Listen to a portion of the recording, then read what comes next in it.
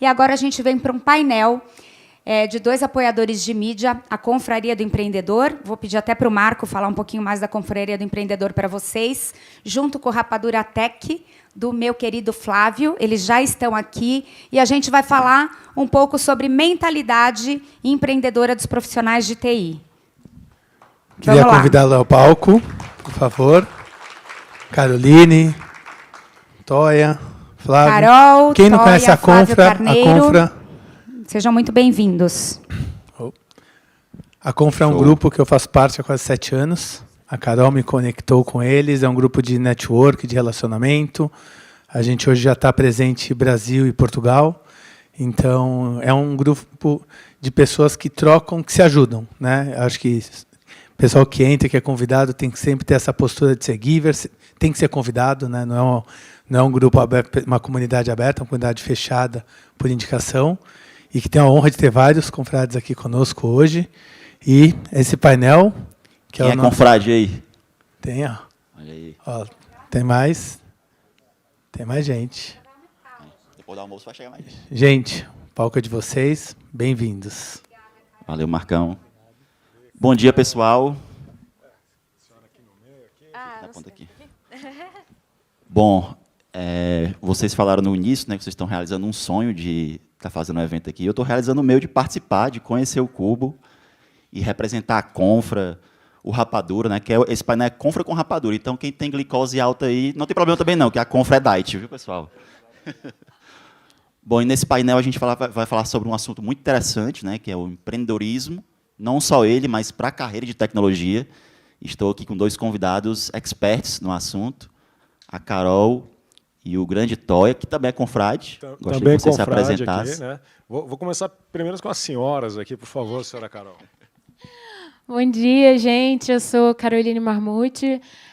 Sou empreendedora. Na verdade, sou engenheira de formação, mas sou empreendedora. Eu sou sócia da Fractal Ventures, que é uma empresa que implementa a indústria 5.0. Então, o nosso compromisso hoje é desenvolver a indústria brasileira. Eu gostei muito do que o Rogério trouxe sobre agronegócio. Depois eu quero conversar um pouquinho sobre.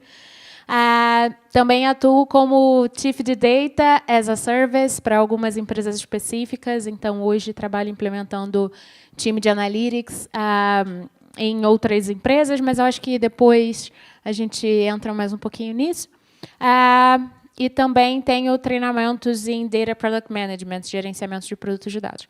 A minha carreira foi nessa área de Analytics, de Data, então hoje eu atuo como sócia diretora de Analytics, atuo como Chief de Data as a Service e tenho treinamentos também. Então, uma empreendedora raiz com vários business por aí.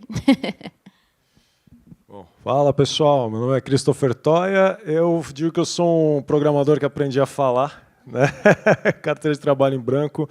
Eu fui um dos pioneiros no CTO as a Service, especificamente neste edifício. Comecei aqui, né, em 2017.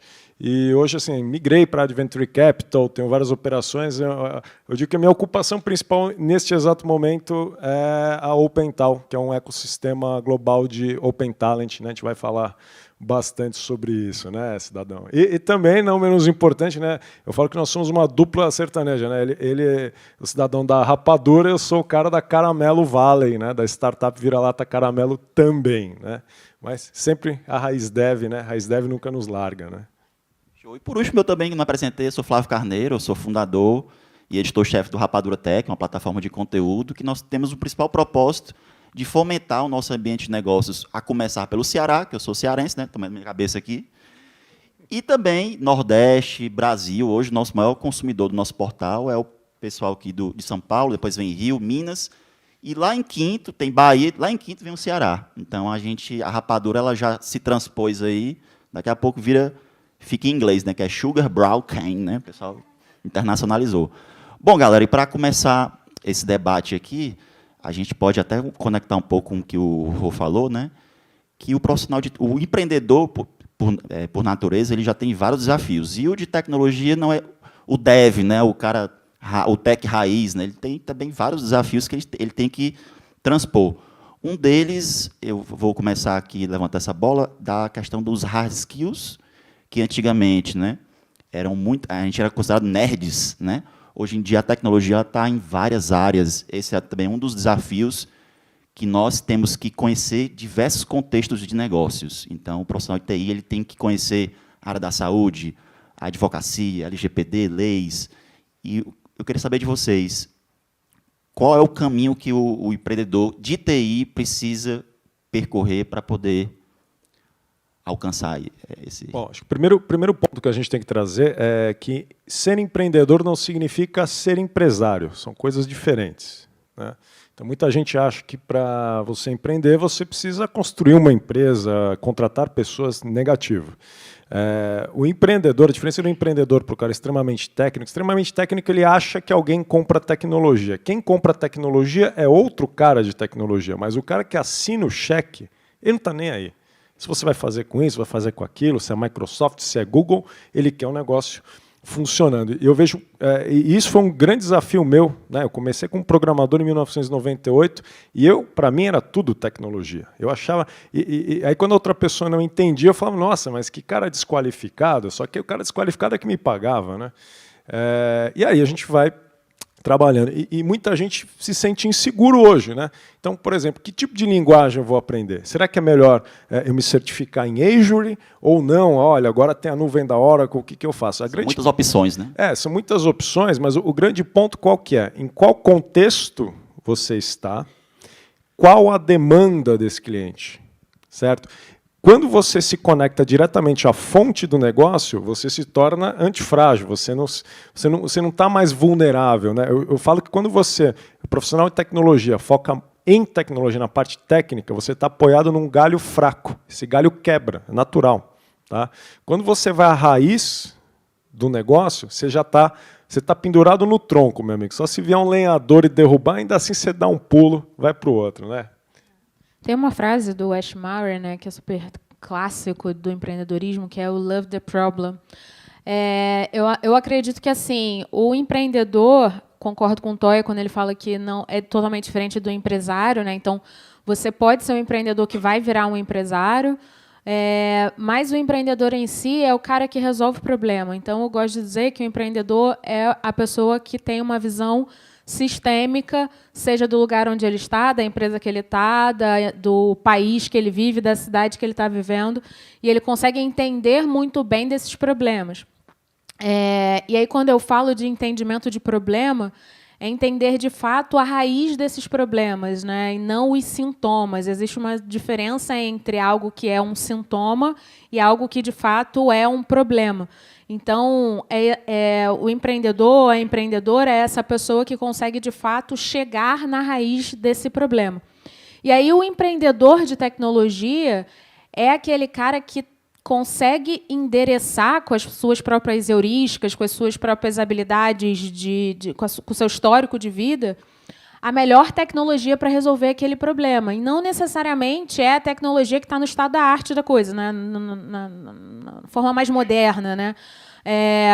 Mas é a tecnologia que melhor se adequa. Então, eu acho que assim, hoje o empreendedor de tecnologia que se diferencia do mercado, no mercado de uma forma geral, é porque eu acho que, como o Rogério trouxe muito bem, o cara que entende tecnologia ele tem uma vantagem competitiva em relação aos outros profissionais. Então, ele tem um entendimento da tecnologia.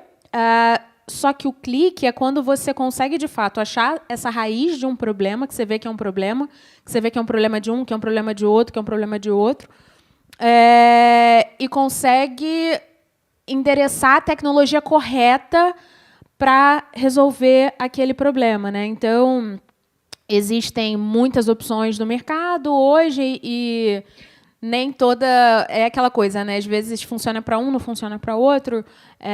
Acho que o cenário que a gente está vivendo hoje, principalmente em relação à data, tem sido muito menos white label, no sentido de as coisas têm ficado muito mais, eu percebo o mercado hoje muito mais personalizado, né, do que a gente pensando hoje produtos específicos que vão atender empresas, né? Claro, Se você falar da Microsoft, que é plataformas, é uma outra coisa. Mas, pensando no nosso contexto, se eu fosse fazer uma recomendação aqui, né, para quem quer ser empreendedor em tecnologia, cara, busque bons problemas, problemas reais, não problemas que você acha que são problemas, mas problemas que são reais, assim. Daí hoje, por exemplo, o que o Toya faz com a EAS, acho que não sei, estou até levantando aqui, mas é um problema real que as empresas vivem hoje de implementação. Existe um custo muito alto, né? Acho que vou deixar o Toya falar mais sobre isso, mas existe um custo muito alto para você implementar um time estratégico hoje de tecnologia e como é que a gente consegue hoje fazer isso, né? Então, cara, é uma dor, resolve esse problema, é problema de muita gente, resolve de que forma? Com qual tecnologia, sabe? Acho que é isso. Exatamente, né? Esse ponto que a Carol falou do problema, né? Tem até um livro bem interessante que é do fundador do Waze, que é o Yuri Levine, que é Apaixone-se pelo problema, não pela solução. Então, nós que somos de TI, né, que vamos empreender, nós temos que se apaixonar pelo problema, não é, Toya? Não, com certeza. Inclusive, esse é o lema do Startup Weekend, né? Inclusive, a gente sente muita falta de pessoal de tecnologia nos hackathons, né? Nesses novos hackathons, né? Até recomendo que vocês participem. Mas eu falo que o problema é a síndrome do professor Pardal. As pessoas acham que produto tecnológico inovador significa reinventar a roda, criar algo. Inclusive, quando alguém chega para mim, né, eu sou de Venture Capital também, o cara chega para mim, olha, eu criei uma solução que não existe. Eu falei, deve ter uma razão para não existir isso. Talvez ninguém queira. Né? Lógico que nem sempre isso é um padrão, né? Mas a gente tem que ser muito crítico e, de fato, acessar isso, né? Saber o que está por trás da tela, né? De onde vêm as coisas, de onde vêm as demandas, e tudo isso vem num ponto básico, né? Que é você simplesmente perguntar para o outro qual a sua dor, qual o problema, o que lhe incomoda, né? Essa minha operação atual, né? Que começou como EAS, agora a EAS foi absorvida pela OpenTal, ela foi criada em 15 dias justamente porque nós paramos para perguntar, né? Foi praticamente um experimento social, né? E aí você usa de tecnologias para desenvolver isso. Inclusive, uma coisa que o profissional tech falha muito é o over-engineering. Ele usa uma tecnologia extremamente robusta para algo que não precisa. Coisa que, se você for numa empresa de logística, todo mundo sabe. Você não vai precisar de um Scania para algo que uma Kombi resolve.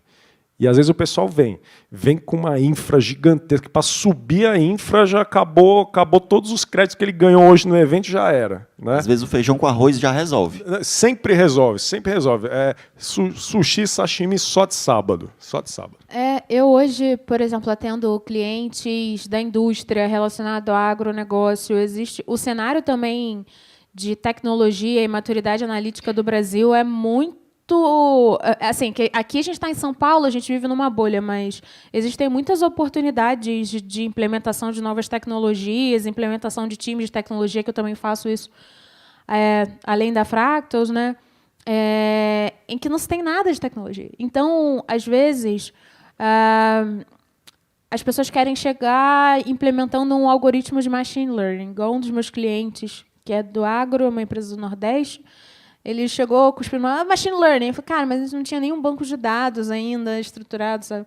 Então, daí hoje eu vejo assim, que existe muita oportunidade para os profissionais de tecnologia, principalmente olhando para a indústria, olhando para vários setores hoje que são zero tecnológicos, são fora das empresas hypadas de tecnologia que a gente está acostumado a ver aqui em São Paulo.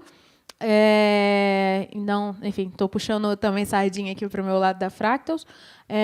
Mas hoje eu também implemento times de tecnologias em outras empresas, né? Então eu percebo que não só na indústria, mas existem outras empresas também que não têm hoje um time de dados muito bem estruturado, com uma boa governança, pensando bons produtos de dados, pensando analytics, pensando em tomada de decisão estratégica.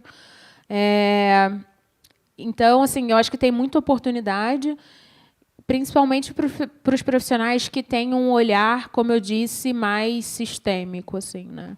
Então, O cara que era fazedor de Power BI, agora com Copilot, cara, você perdeu seu emprego, sabe? Então, o que a gente está olhando hoje para tecnologia, e aí quando eu falo é isso, assim, é saber como endereçar a solução, é o cara que vai saber fazer as perguntas certas, vai saber olhar para o negócio de ponta a ponta, vai saber perguntar para o Copilot para ele gerar um dashboard ali, um analytics, e levar essas informações para o negócio para ter uma tomada de decisão mais estratégica, mais assertiva, para que negócios cresçam, para que a gente tenha negócios sustentáveis, que é isso que a gente está se preocupando hoje, né?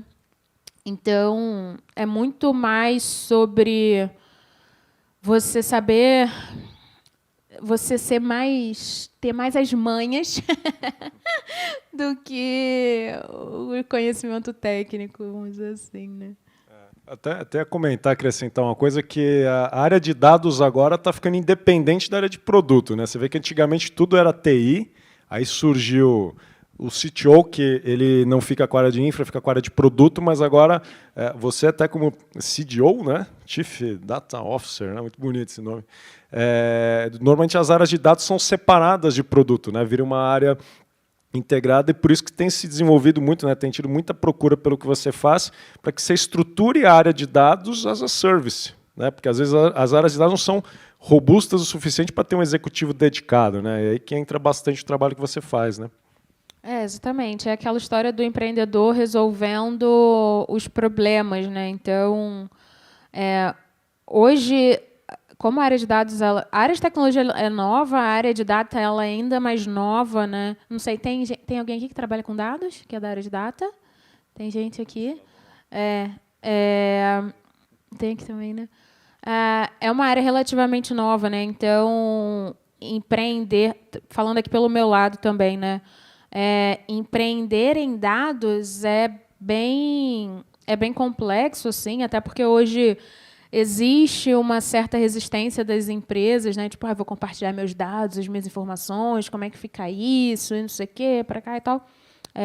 Então, por isso que hoje eu percebi também que existia essa demanda de, cara, não vamos estruturar times de dados e processos. Uma outra coisa dentro de empreender em tecnologia é que não necessariamente você é a pessoa que entende muito bem da tecnologia, mas você entende muito bem dos processos, né, de tecnologia. Então, eu acho que isso também é uma coisa que importa e pode se virar negócios, assim, né? É interessante. É aquela história, né? Pode ter doutorado, mestrado, mas o importante é ter as manhas, não é não? Ter as manhas, assim, né? Eu quero puxar agora um contexto um pouco social, né? A gente, eu sempre gostei de tecnologia, desde criança, nunca tive dúvida que era a minha carreira. E eu sentia um privilégio, assim, eu sou de tecnologia, eu tenho na minha mão todo o conhecimento para poder empreender. Eu queria puxar para vocês, isso é mesmo um privilégio dessa carreira de tecnologia?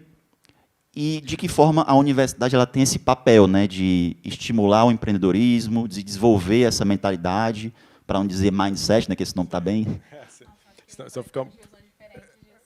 Porque eu sou um cara pouquíssimo acadêmico, né? Tanto que eu larguei minha faculdade para tocar os meus negócios, né? Senti muita falta, pelo menos na minha época. Eu sou um cara antiquado, eu sou de 2001, né? Eu saí da faculdade em 2003, 20 anos atrás, mas assim, não sei se melhorou muito agora. Mas havia uma desconexão que é natural, porque você não está na faculdade para empreender, você está na faculdade para aprender as metodologias científicas e depois você vai aplicar. Agora, o que eu gosto muito? A faculdade ela é importante por conta, de fato, da base, porque antes mesmo, eu já era... Eu vendi minha primeira empresa 2 anos antes de entrar na faculdade. Então, eu já entrei lá relativamente gabaritado, mas eu era um cara meio go horse, né? Não tinha muito método científico, assim, né? E lá, realmente, a gente vai, entende as coisas, entende o que está por trás. Mas eu acho que assim, a boa universidade é um celeiro de conhecimento técnico, mas tem que haver, sim, uma conexão da universidade com o mundo real, e isso deveria ser feito, né, por meio de programas estruturados de estágio. Porque hoje o problema que eu vejo, nas minhas operações, Isso em todas, né? Isso aí é um padrão que a gente estabeleceu na EAS. Todos os nossos CTOs eles têm esse padrão. A gente monta o time e forma a base de júnior. Só que essa base, o júnior não é o cara que serve o café, é o cara que tem que ser treinado e capacitado. Então, isso é uma coisa que falta, e não é culpa da universidade. A universidade, para mim, faz o trabalho dela, que é, de fato, enfim, entregar a parte científica, teórica, mas eu acho que as empresas têm que ter capacidade de absorver o júnior, senão não adianta, você fica com esse buraco, isso não é escopo de universidade. Tem muita gente que vai fazer MBA achando que vai aprender negócio, não vai. E aí, onde que a pessoa tem que se virar? Hoje, como é que um cara se viraria hoje? Fala, pô, seguinte, como é que eu aprendo isso? Como é que eu aprendo a aplicar? Beleza, você tem a parte básica, pare de procurar vaga, quem procura vaga é carro, tá? Vocês têm que procurar trabalho. Tá? E trabalho você pode ter, por exemplo, em comunidades, você pode criar o seu próprio software. Eu falo que o que é um privilégio do profissional de tecnologia? Ele tem absolutamente tudo o que é necessário para subir uma empresa do zero. A EAS, que virou OpenTal agora, ela está avaliada em 10 milhões de reais. Eu gastei 40 reais para subir ela, em 2 semanas. Por quê? Porque a gente tinha tudo lá, a gente não precisava de nada. Tudo que a gente precisa, a gente tem na mão. E isso é uma facilidade que o profissional tech tem. Então, por isso que eu falo para vocês. Tem um ponto também que eu gosto de falar muito. A gente tende a criar networking em bolhas. Um dev normalmente anda com quem? Com outro dev. Tá errado. Não é que está errado, os devs são muito agradáveis. Mas você tem que fazer networking com outras pessoas. Eu evolui muito, sabe quando? Quando eu conheci uma galera de marketing. Nossa, quando eu vi aquilo, eu falei, nossa, sensacional. Então, vocês têm que ampliar um pouquinho, porque quanto mais bolha, mais escondido você fica. Né? Eu vou puxar aqui um pouquinho sardinha. Vocês devem ter percebido que eu sou carioca, né? Então, eu sou formada na UFRJ, sou engenheira de produção, mas eu fiz um tempão de engenharia elétrica, sou técnica em eletrotécnica, também estudei na Federal do Rio. Eu sou uma grande defensora das universidades, tá? Eu acredito que hoje o modelo que a gente tem no Brasil é um modelo, mas aí isso é um nível Brasil, mas é um modelo ineficiente de ensino, porque separa bastante a academia da vida real, e a gente tem um gap nisso, né? Então, lá na UFRJ, trazendo aqui a bandeira da minha universidade, como sempre, eu, desde muito nova, sempre participei de projetos de extensão, então sempre estava muito próximo ao desenvolvimento de barcos movidos a energia solar, trem de levitação magnética, participei de projetos junto da Petrobras. Então, desde muito nova, estava envolvida com um laboratório de pesquisa e, sem dúvida, hoje, para o trabalho que eu faço em Analytics, a base estatística, de álgebra linear e de conhecimento de probabilidades foi um diferencial gigante para uma carreira de sucesso em Analytics. Não é que uma pessoa hoje não possa fazer um curso de Science, de cientista de dados, e que você não vai aprender. Não é isso. Assim, eu acho que hoje o cara que fez uma faculdade de engenharia... Assim, não estou falando que você precisa fazer uma faculdade de engenharia para começar na carreira, tá? Mas eu também acredito que o Brasil hoje não absorve o profissional que sai de uma universidade de engenharia no nível que esse cara tem que estar. Assim. Porque o nível de conhecimento matemático e algoritmo que a maior parte dos engenheiros brasileiros saem hoje... falando isso das grandes universidades brasileiras, UFRJ, USP e tal, está à frente de grandes universidades globais, assim, Harvard, MIT. A carga horária que a gente tem de matemática e estatística é muito maior. O que falta no Brasil hoje é marketing para a gente, branding. Mas as nossas universidades brasileiras, hoje públicas, elas são excelentes. Então, a gente tem profissionais hoje que saem da academia, que são pesquisadores, que são doutores e que não são aproveitados pelo mercado. Então, hoje, uma coisa também que eu estou desenvolvendo lá na Fractals, né, no nosso laboratório de Analytics, é um modelo de Science to Business, que é um modelo de trazer o pensamento científico para dentro de negócios. Então, hoje, eu trabalho muito com o método científico mesmo, né? Então, é fazer a observação da realidade, fazer uma observação controlada, olhar os fatos verificáveis, que nada mais é do que olhar para os dados, se testar hipóteses, e quando eu falo de testar hipóteses, é usando o método estatístico mesmo de se testar hipóteses, elaborar uma teoria científica, procurar uma outra amostra, fazer esse mesmo teste, validar. Então, tudo isso é o que... Isso é um método científico, né, de se empreender. O que aconteceu no Vale do Silício, por exemplo, é porque o Vale do Silício ele tinha a Universidade da Califórnia, Berkeley, né, que é da onde vem o Steve Blank e tudo mais, que são grandes autores de empreendedorismo. E o Vale do Silício ele virou também o que ele virou por conta da presença das universidades. Essa é a grande verdade, assim. Então, hoje, lá no Rio, também existe um movimento, né, de se trazer as nossas universidades para o jogo. Só para vocês terem uma ideia, aqui, no Rio a gente tem mais noção disso, aqui em São Paulo não, mas a UFRJ ela foi responsável por desenvolver toda a tecnologia de extração de petróleo em águas ultraprofundas, né, que é o que a Petrobras extrai hoje. Então, não existia tecnologia em nenhum lugar do mundo que extraía petróleo nessa profundidade. O mundo inteiro falava que nós, enquanto Brasil, a gente não tinha tecnologia para fazer isso. A nossa universidade foi lá, desenvolveu a tecnologia e fez. Então, assim, o Brasil hoje ele é muito reconhecido em desenvolvimento de tecnologia pelas nossas universidades. Assim, teve um encontro agora dos países exportadores de petróleo e foi na UFRJ. O ponto que eu acho falta branding para a gente, falta um pouco de nacionalismo também, da gente olhar e falar assim, pô, olha só que legal isso aqui é tecnologia brasileira, nossa, desenvolvida aqui no Brasil, entendeu? A gente exporta isso. Eu participei de um congresso que eu apresentei para coreanos, sabe? Então, os caras estão vindo aprender aqui com a gente.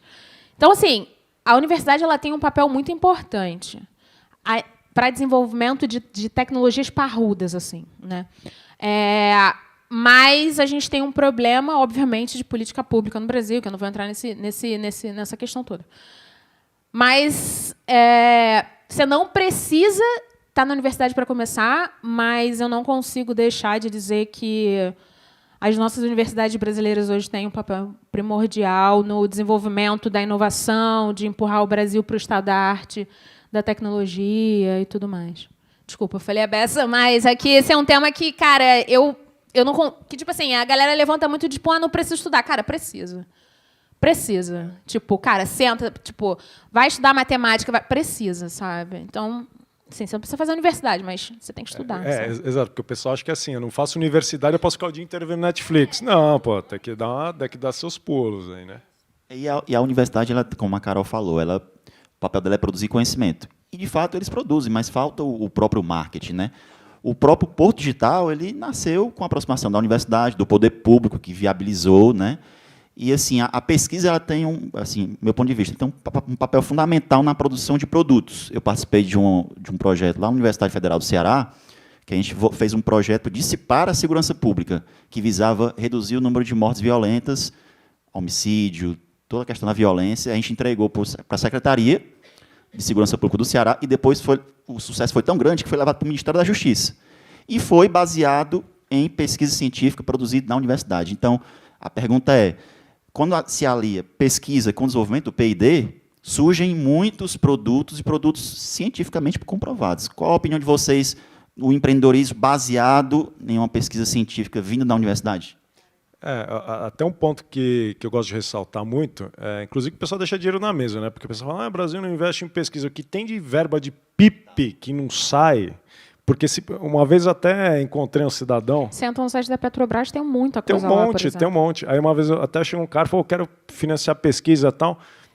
Não, ele queria um investimento meu. Eu falei, tá bom, mas para o que você está fazendo, o Venture Capital não se aplica, você tem que usar fomento. Não, mas tem que preencher muita coisa. Eu falei, o cara não quer nem preencher um formulário e quer ter uma empresa. Ele vai ter que preencher o formulário uma vez na vida, né? E o ponto é esse, né? Porque assim, você tem acesso a verbas diferentes, né? Existe também no Venture Capital essa diferença entre pesquisa, tem um drive de financeiro diferente da parte de produto, então inclusive você faz o isolamento, mas eu acho muito subutilizado, o pessoal fica muito superficial em tecnologia, né? Poderia ir mais longe, né? Assim, como uma pessoa, né, eu vim do Rio, fiz um pouco da minha carreira na área de energia e tal, então essa parte que você falou que eu chamei de science to business, né, que é o que vem da universidade para se virar negócios, isso acontece muito assim dentro do ramo do offshore. Isso é muito comum, assim, até porque as tecnologias para se desenvolver isso elas precisam de teste, ela precisa do conhecimento que vem da universidade.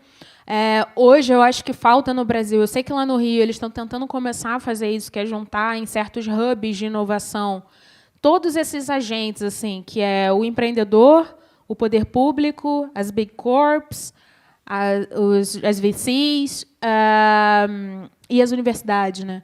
Então, falta um pouco no Brasil, eu acho que esse ecossistema, né, ter esse hub que junte todos esses pontos. Lá no Rio eles estão começando a fazer isso, mas o problema do Rio de Janeiro é a administração do Rio de Janeiro, mas a gente não vai entrar nisso.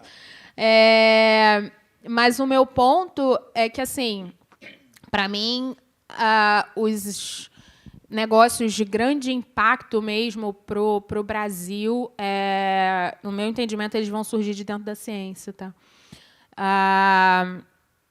Foi que eu falei sobre a tecnologia do pré-sal, né, que é uma tecnologia brasileira. Hoje tem um certo... O que acontece? Hoje a gente tem... A maior dificuldade, eu acho, que é ter acesso aos problemas certos também. Tá? Então, dependendo de onde você está, você tem que ter acesso a certas pessoas, a certos lugares e tal, e aí você vai fazendo isso. Mas, a partir do momento que você faz boas parcerias, né, então, se você consegue...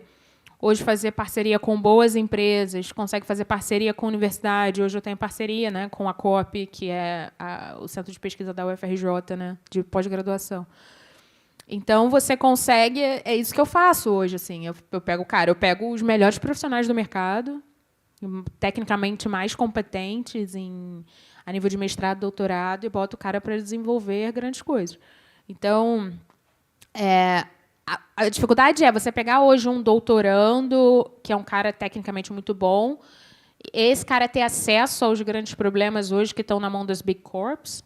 Então, esse intermédio hoje que é difícil de fazer, tá? Mas quando isso acontece, aí você de fato lança grandes produtos, assim. Então,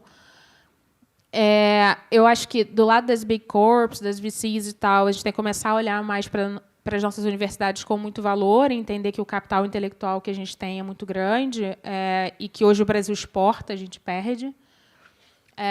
E também do lado da nossa universidade é olhar que é possível se criar negócios também, tá? Porque dentro da academia hoje, muitos pesquisadores ainda têm a ideia de que se criar negócios... Eu falo isso porque eu vim da academia, vim de laboratório de pesquisa.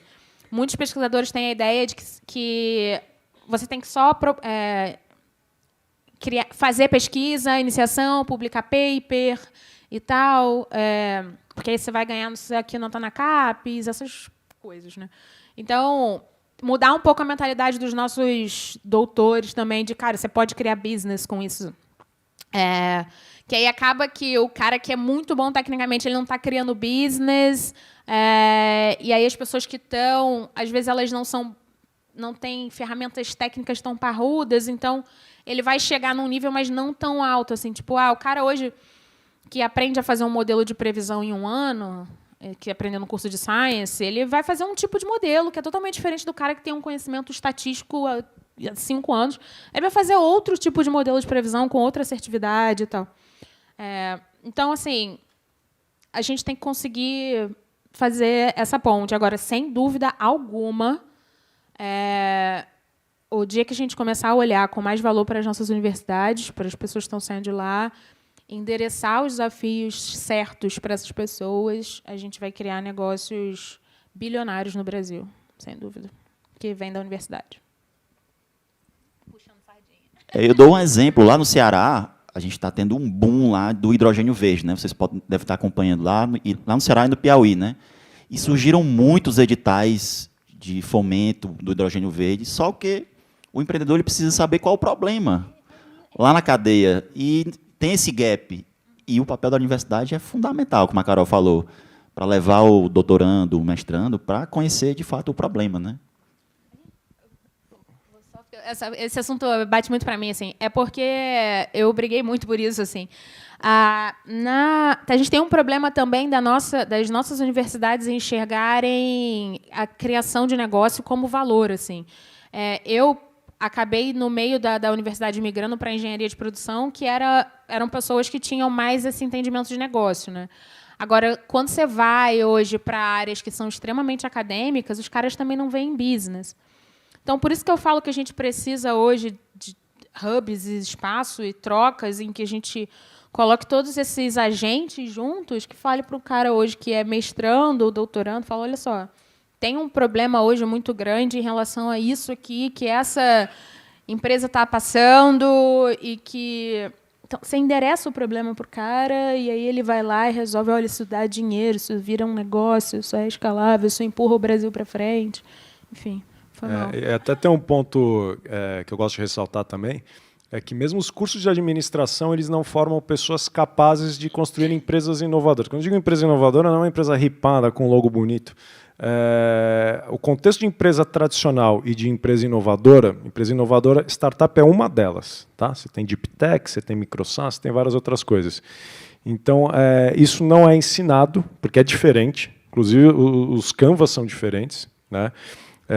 A gente tem também modelos de aceleração de startups extremamente rudimentares no Brasil, né, que são distantes da realidade. O pessoal vai muito naquela história de... Eu criei a startup Vira-Lata Caramelo justamente em antítese à máfia dos unicórnios, né, os adoradores de unicórnios. Né. Então, havia muito distanciamento da realidade com o que, de fato, deveria acontecer. E, principalmente, essa dinâmica do que se trata uma empresa inovadora, uma empresa que está em constante discovery. Né. Então, tem essa questão da parte científica e ainda tem um gap gigantesco ainda na parte empresarial. Você tem empreendedores tradicionais, economia real, que quando caem para a inovação também viram um desastre. Então tem mais outro problema. Então, o que é bom, né? Porque se tem problema, a gente pode criar, tem oportunidade, né, para a gente criar as coisas. Né? O Brasil está cheio de problema, né? Aqui é a terra de oportunidades, né? Agora, o que falta é articulação, poder público, universidade, que é aquele conceito da tríplice hélice, né, que acho que já está na quíntupla hélice, que é empreendedor, universidade, poder público, indústria. A gente tende a colocar muito no poder público, certo? Assim, o poder público tem muita culpa, mas eu também, uma coisa que eu aprendi na minha jornada empreendedora e de vida é que existem coisas que eu posso controlar e existem coisas que eu não posso controlar. Poder público, infelizmente, eu não posso controlar, né? O que eu posso fazer é ir lá votar no dia, só isso que eu posso fazer. E cobrar, sei lá. Mas, assim, em relação à política pública, eu não posso fazer nada. Agora, o que eu posso fazer eu posso ir lá numa universidade e falar, cara, procurar um professor, procurar os alunos e saber o que está acontecendo de pesquisa. Eu posso bater na porta do TOIA, lá numa VC, e falar, cara, o que você está passando de problema aí? Eu posso vir para um evento, palestrar e falar, olha, gente, eu faço isso, eu monto time, eu faço... Então, eu vou lá...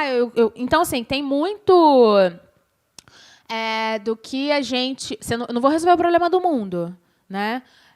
Mas também, se cada um de nós aqui assumirmos a responsabilidade de mudarmos um pouquinho a nossa volta com o que a gente pode, é alguma coisa. Né? Então, hoje, se eu pego 2, 3 pesquisadores e coloco esses caras para aloco eles numa empresa e eles vão gerar valor numa empresa, vão criar produtos, vão virar empreendedores, cara, foram 2 ou 3 pessoas que foram impactadas, assim. Então, eu penso muito nisso, assim, também, né? Existe um problema que a gente não controla e existe a nossa participação também nesse país, né? De tipo, cara, olha só, é meu país também e eu quero que esse país vá para frente, que se o país vai para frente, se eu crio uma empresa, eu contrato gente, a economia roda e aí a pessoa, né? A coisa vai indo pela mão dos empreendedores muito mais do que pela mão do poder público, né? Óbvio que o poder público, né? Mas eu penso muito nisso também. Se vocês hoje saírem daqui desse talk com o pensamento de, cara, eu quero assumir a responsabilidade para mim, em relação a tudo que acontece na vida de vocês, seja no trabalho, seja nos problemas que chegarem para vocês e tal, a vida muda, assim. Você vai vendo, não, é minha responsabilidade. Então, eu vou resolver esse problema aqui. Quando você vê, isso virou um negócio. Isso virou um business. É o problema do meu chefe, é o problema do sei o que, cara. Agora é minha responsabilidade. Então, o empreendedor também é esse cara que chama a responsabilidade para si, sabe? Eu sinto falta disso, assim. Acho que, em resumo, tire a bunda da cadeira e não terceirize a sua sorte. É sempre culpa de alguém. Sempre culpa de alguém. Mas o que você fez hoje? O que você vai fazer amanhã? Essa daí é uma das mentalidades, né? Não terceirize sua sorte. Beleza. Chegamos aí no tempo. Fechou? Bem em cima, tem um né? joião, Exato. né? Show. Vai rolar umas perguntas aí, né? Pergunta?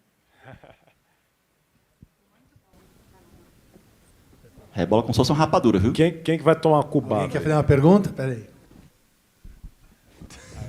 Era meu medo. Supostamente tem um dispositivo aí. Ok. Retornando ao ponto que acho que foi ele que comentou, que assim, hoje eu como empresário, a grande dificuldade que eu tenho encontrado para preparar os jovens para o mercado é justamente o que você falou. Os jovens eles não querem oportunidades, eles querem vaga. E a dificuldade é justamente essa, encontrar nessa juventude mais nova, entre os 18 aos 23 anos, quem realmente quer aprender em TI. Eles querem ganhar dinheiro, eles olham TI como valores. E, na verdade, a gente sabe que a gente tem estrada, sabe quanto é difícil chegar nisso. A palestrante do lado comentou que ela prepara os universitários. Como que você tem lidado com essa juventude antes da universidade, essa pré-universitários, que eles ainda estão com a mentalidade de empreendedorismo e formação, eles ainda estão procurando vaga e não oportunidades? Tá. Eu já trabalhei com pré-universitário, assim, hoje não tenho trabalhado mais, mas uma coisa que eu sempre... É que, assim, a gente precisa...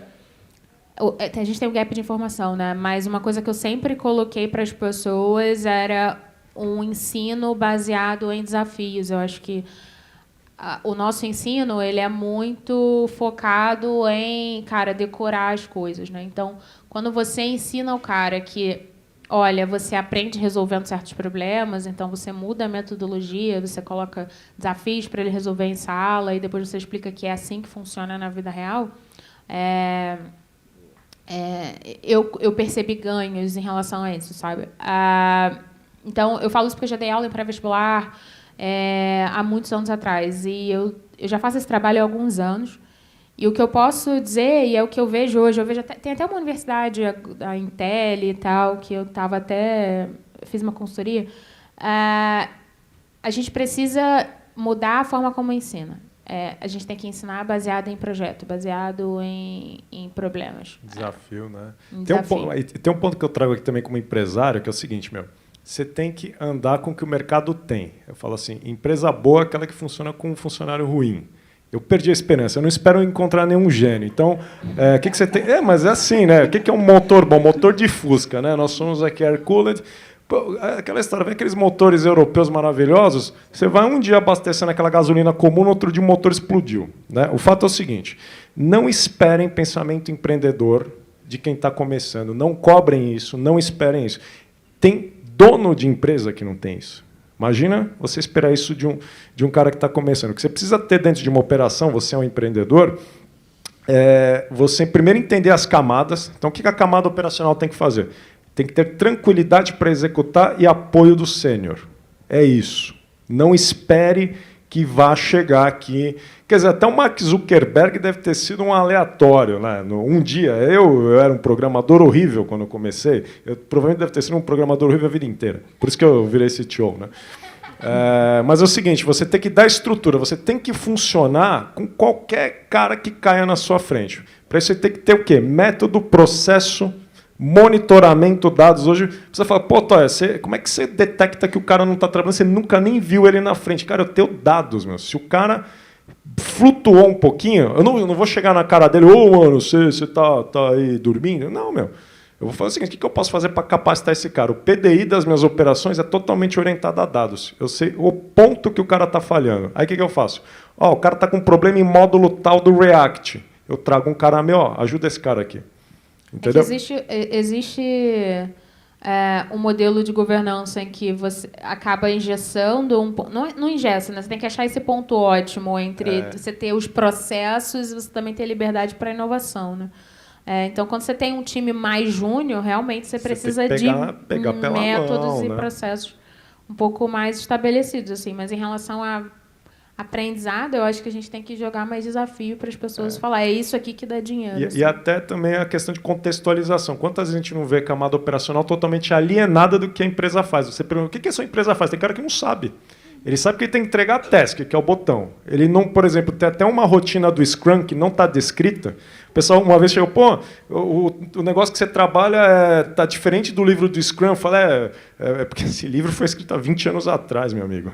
Né? Eu falo, onde é que isso está escrito? Eu não escrevi o livro ainda. Quando eu lançar, eu lhe aviso. Mas é assim, por exemplo, tem uma parte de passagem de sprint planning que o pessoal, por exemplo, não explica o épico. Então, como é que você espera que o programador tenha noção do que ele está fazendo se o cara não explicou o que é o épico, né, que tem que ser desenvolvido? Então, tem parte muito processo. Né?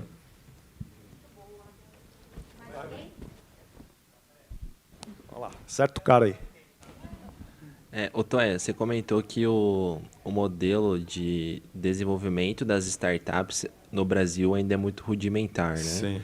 O que você sugeriria assim, como principais pontos para melhorar esse modelo? Vamos lá.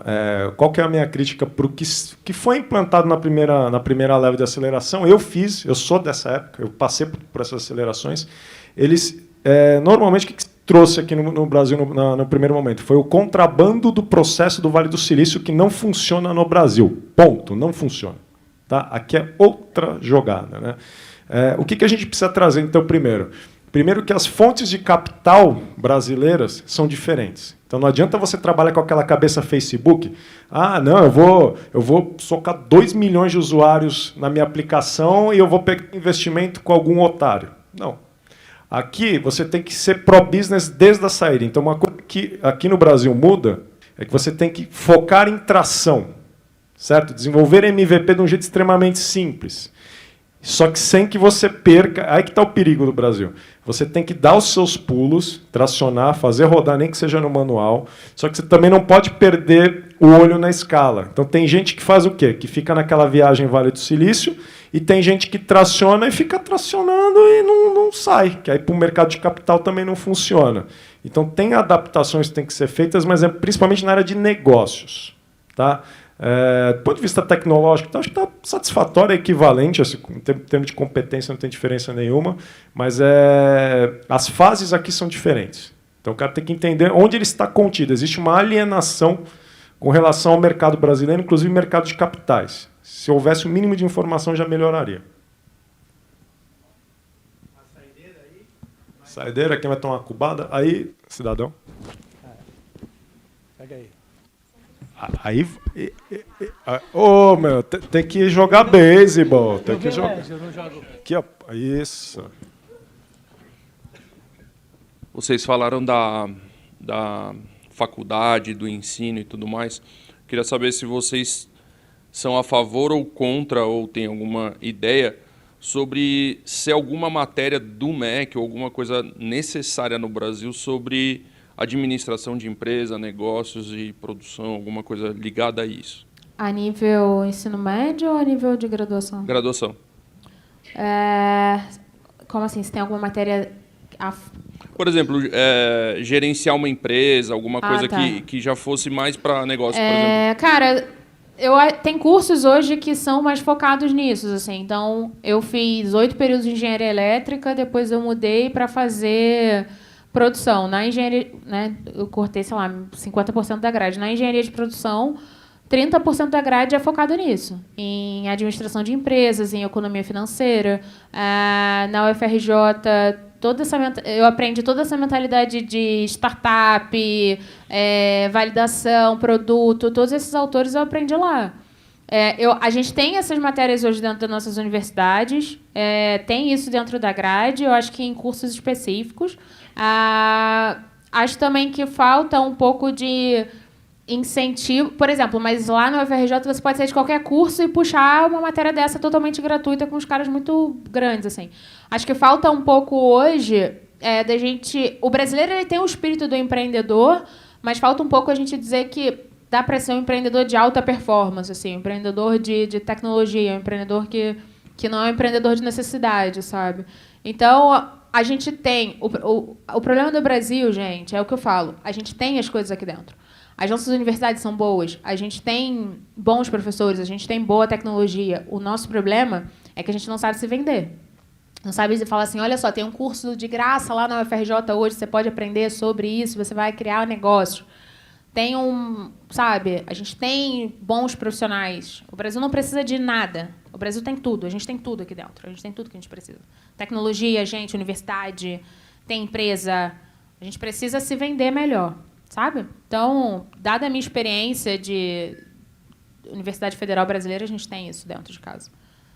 O nosso problema não é outro. Assim, o nosso problema é outro. O nosso problema é, né, saber se vender e olhar com valor para as coisas que a gente tem aqui dentro. Às vezes o cara vai pagar um MBA caríssimo numa universidade em Harvard e na USP tinha isso.